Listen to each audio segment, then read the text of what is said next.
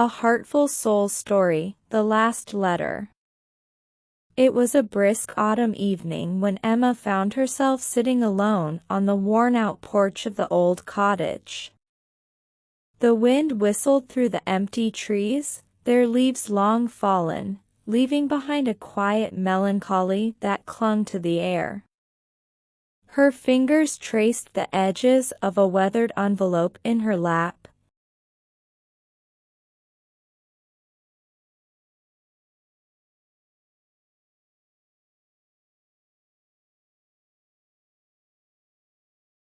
Daniel had been gone for 5 years now.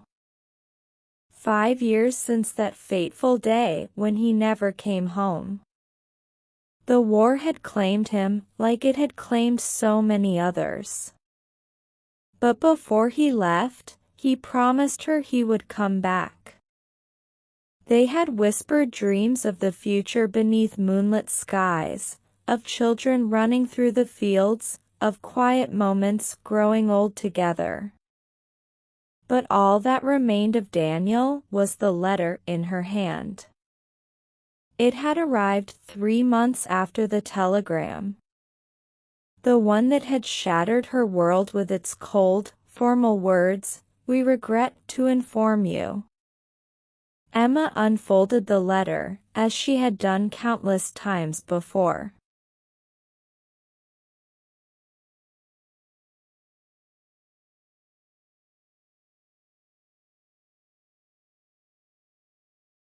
My dearest Emma, by the time you read this, I hope to be home. If not, know that every breath I take out here is filled with thoughts of you. You are my reason, my light in this dark world. There are things I want to tell you, things I should have said before I left. But it's hard to find the words. Do you remember the night we met by the river? The stars were so bright that night. You were sitting on the dock, staring out at the water, and I thought you looked like you belonged to the stars. I was too shy to speak to you at first, but when I finally did, I knew I had found the person I was meant to spend my life with. I know the war has changed me, Emma. I'm not the same man who left you. But even in the darkest moments, thinking of you brings me peace. I can't promise I'll make it through this, but I can promise you this: I will love you, in this life and the next. And if there's a way to come back to you, I will find it. Yours forever, Daniel. Emma's heart ached as she read those words, knowing that Daniel never had the chance to come back.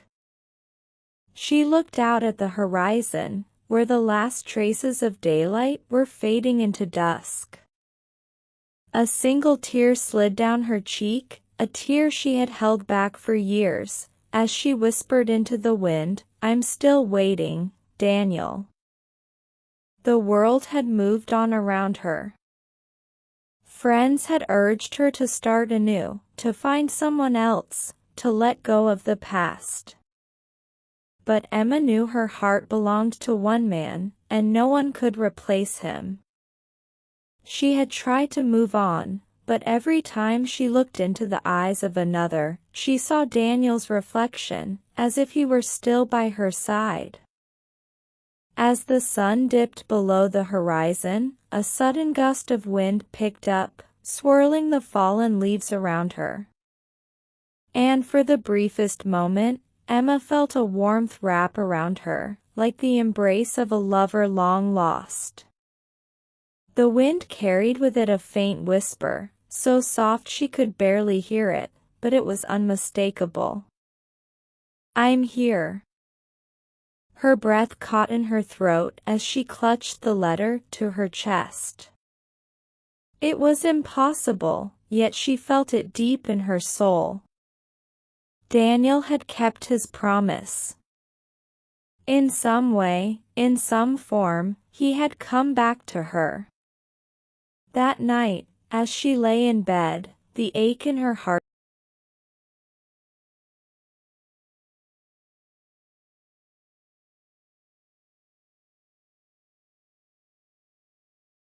She closed her eyes, a smile tugging at the corners of her lips, and for the first time since the day she lost him, she dreamed of him, not as a distant memory, but as if he were lying beside her, whole and alive.